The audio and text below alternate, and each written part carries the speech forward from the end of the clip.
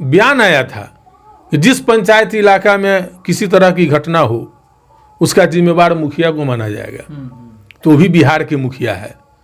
पूरा system fail है, लोगों की जाने जा रही है। सारा पदाधिकारी जो है शराब माफियाओं से मिला हुआ है, इनका इकबाल खत्म है, अफसरशाही चरम सीमा पर चल रहा है। बिना जनता के, बिना पैसा को घूस दिए हुए कोई भी काम नहीं हो रहा है। बिहार की मुखिया नीतीश जी हैं, तो उनका रिस्पॉन्सिबिलिटी बनता है कि इस पर जवाब दे, वो अपनी प्रतिक्रिया दे, अपनी बातें दे। उसी प्रकार इस कांटी विधानसभा क्षेत्र की मुखिया आप हैं, तो आपकी भी रिस्पॉन्सिबिलिटी बनती है कि आपके क्षेत्र में अगर ये अप्रिय घटना घटी है तो इसमें आप जोर शोर से इसमें बदलाव की चेष्टा करें। तो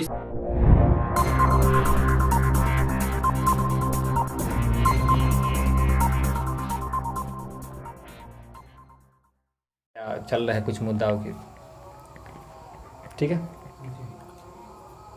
नमस्कार दोस्तों, मैं पंकज, आप एजीबी न्यूज देख रहे हैं। दोस्तों आज से ठीक 1 साल पहले कार्तिक मास ही था जब विधायक जी चुनाव लड़ने वाले थे, चुनाव की तैयारी कर रहे थे। उस समय आप लोगों को कांटी के विधायक जी से आप लोगों को मिलवाया था।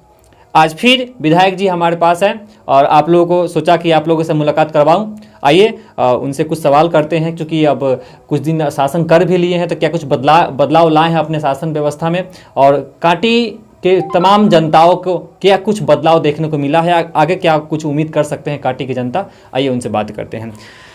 तो विधायक जी, एक बार और हमारे चैनल में आपको बहुत बहुत स्वागत। धन्यवाद। विधायक जी, चूँकि हम सवाल पहला और मुख्य सवाल से शुरू करेंगे, क्योंकि थोड़ा सा तीखा भी है, क्योंकि रुपौली में जो है कुछ लोग शराब जो है मदिरा पान करने से उनका मृत्यु हो गया है, बहुत लोग घायल हुए, कुछ लोग अंधे भी हो गए हैं। तो उनके उस परिप्रेक्ष्य में क्या कहना चाहेंगे आप? सबसे पहले तो रुपौली जो है जी वो सरैया थाना अंतर्गत आता है जी। और पारू विधानसभा क्षेत्र का वो मामला है। अच्छा अच्छा। लेकिन उसके बावजूद भी जो अप्रिय घटना हुई है, बहुत ही अफसोसजनक और चिंताजनक बात है। आज के बारे में हम आपको बता दें कि हमारे विधानसभा क्षेत्र के कांटी थाना अंतर्गत मानिकपुर नरोत्तम पंचायत, जिसमें आज रिसेंटली 5 व्यक्ति की मौत हुई है जहरीली शराब पीने से, जी।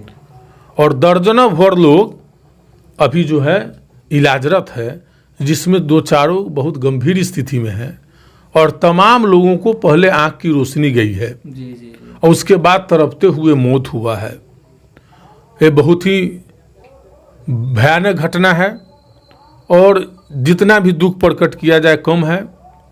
हम आपके चैनल के माध्यम से सरकार से पूछना चाहते हैं कि यह कैसा सिस्टम चल रहा है इस राज्य में, कैसी शराबबंदी है, और माननीय मुख्यमंत्री नीतीश कुमार जी का यह जो है ऐलान है कि जिस इलाके में शराब मिले तो उस इलाके के थानेदार को दंडित किया जाए, उस इलाके के पदाधिकारियों की दंडित किया जाए। आज पूरे बिहार में सैकड़ों लोगों की मौत विगत 1 सप्ताह के अंदर हो गई है। बिल्कुल बिल्कुल जी। तो क्या माननीय मुख्यमंत्री जी अपनी जिम्मेदारी लेंगे? उनका बयान आया था कि जिस पंचायत इलाका में किसी तरह की घटना हो उसका जिम्मेवार मुखिया को माना जाएगा। तो भी बिहार के मुखिया है। पूरा सिस्टम फेल है, लोगों की जाने जा रही है। सारा पदाधिकारी जो है शराब माफियाओं से मिला हुआ है, इनका इकबाल खत्म है, अफसरशाही चरम सीमा पर चल रहा है। बिना जनता के, बिना पैसा को घूस दिए हुए कोई भी काम नहीं हो रहा है। बहुत बुरा स्थिति है और इनकी जो शराबबंदी की जो नीति है यह फेल हो गया है। निश्चित तौर पर इनको जो है सो इस्तीफा देना चाहिए। इनसे बिहार अभी संभल नहीं रहा है। बिल्कुल, क्योंकि ये छोटा मोटा मुद्दा नहीं है। बिहार में जब शराब चालू था तब शराब इतना आसानी से नहीं मिलता था, वो कहीं ना कहीं विशेष दुकान पे जाकर के लोगों को लेना पड़ता था। लेकिन अभी तो होम डिलीवरी हो रही है, घर तक डिलीवरी पहुंच रही है। और खास करके इसमें जो नवयुवक है, जो छोटे छोटे उम्र के जो बच्चे हैं, वो लोग भी इसमें शामिल है। उसके परिप्रेक्ष्य में क्या कहना चाहेंगे? देखिए, शराब खुले बाजार में बिकती थी तो नौजवान पीढ़ी के लोग अगर कभी इसके शिकार होते थे तो अपने घर परिवार में जाने के बाद देखते थे कि मेरे अभिभावक सो गए हैं तो घर में जाते थे। जी जी बिल्कुल।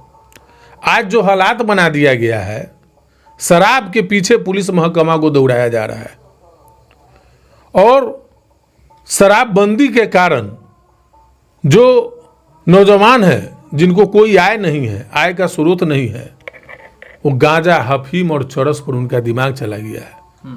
24 घंटा जिससे नशा होता है, उस नशा का शिकार युवा पीढ़ी हो रहा है।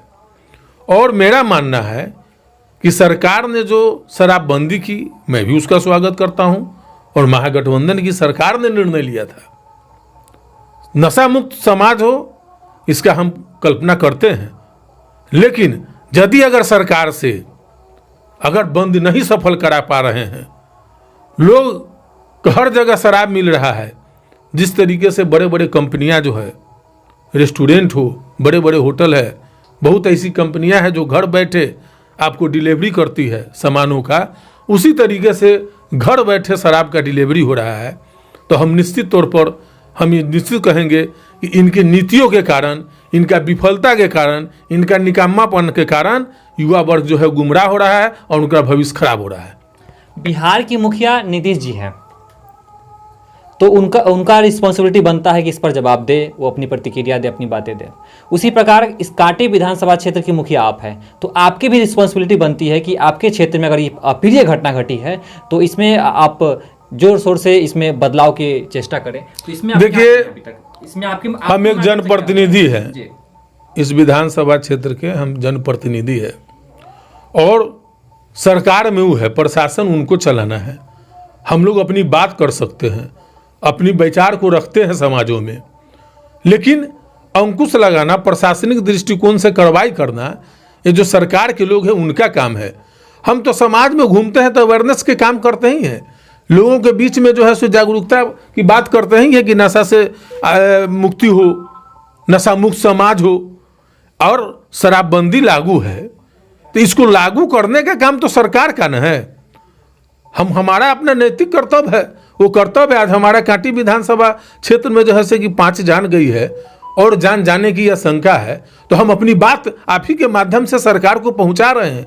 तो हमारी जो जवाबदेही है वो काम हम कर रहे हैं। बिल्कुल बिल्कुल। तो इसके बाद जो घटना घटी है, वहाँ आप गए, वहाँ पे लोगों से मिले? सभी लोगों से हम मिले हैं, तमाम लोगों से जाकर के उनके पीड़ित परिवार से मिले हैं। जहाँ सहायता की जरूरत हुई है हमने व्यक्तिगत रूप से सहायता करने का भी काम किया है। अभी तत्काल एक हॉस्पिटल मेडिकल में जो है सो एक मरीज गए हैं, उनके लिए हम सुपरिटेंडेंट साहब से बात किए हैं। हम लगातार उस दिशा में जो है सो कि लगे हुए हैं और जान नहीं जाए इसके लिए जो है सो हम मेडिकल ट्रीटमेंट के भी हम करा रहे हैं लोगों।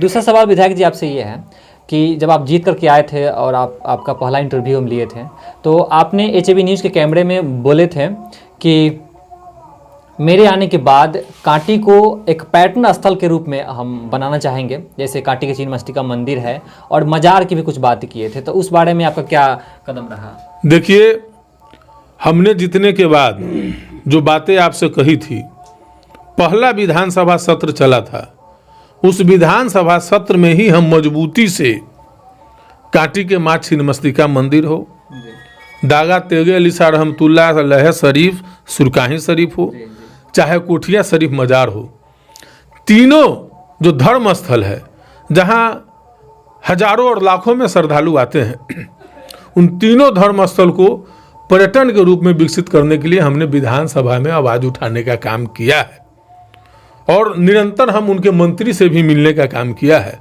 सरकार की मंशा अगर सही होगी तो मैं एक जनप्रतिनिधि के नाते जो मेरा उचित प्लेटफॉर्म है, जहां आवाज़ बुलंद करने के लिए जनता ने हमको भेजने का काम किया है, वहां हम अपना आवाज़ को बुलंद किया है। अंतिम सवाल कि आप अपने कांटी विधानसभा क्षेत्र की जनता को मदिरापान न करने के लिए किस तरह सलाह देंगे आप? निश्चित तौर पर हम कांटी विधानसभा क्षेत्र के सम्मानित जनता को आपके चैनल के माध्यम से इतना ज़रूर हम अपील करते हैं कि जो नशा है, नशा परिवार को, समाज को दूषित करता है, जीवन को अंधकारमय बनाता है। इसलिए हम तमाम लोगों से अपील करते हैं कि नशा से दूर रहें। चलिए, तो विधायक जी का आज का उपदेश था और आप लोगों से आग्रह भी था कि मदिरापान नहीं करना चाहिए। मदिरापान सेहत के लिए, परिवार के लिए और समाज के लिए, सबके लिए घातक है। इन्हीं शब्दों के साथ विधायक जी अपनी वाणी को विराम दिए हैं और आज हम भी आप लोगों को ये आग्रह करते हैं कि आप लोग मदिरापान से बहुत दूर रहें। देखते रहिए 7 न्यूज़। धन्यवाद।